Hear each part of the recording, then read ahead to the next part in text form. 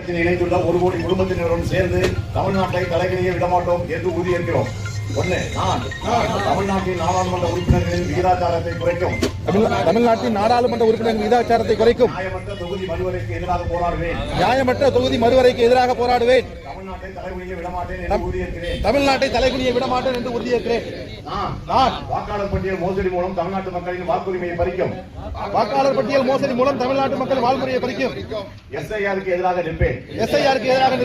தமிழ்நாட்டை தலைகுனிய விடமாட்டேன் என்று உறுதியேற்கிறேன். நான் நீட் மற்றும் இளைஞர்களை முடக்கும் எந்த ஒரு திட்டத்தையும் எதிர்த்து நிற்பேன். நம் மாணவர்களுக்கு உரிய கல்வி நிதிக்காக போராடுவேன். ஒருபோதும் தமிழ்நாட்டை தலைகுனிய விடமாட்டேன்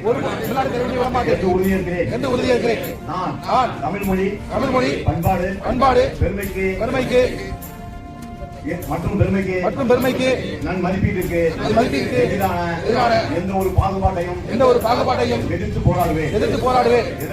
எதற்காகவும் தமிழ்நாட்டை தலைகுனிய விடமாட்டேன் என்று உறுதியேற்கிறேன்.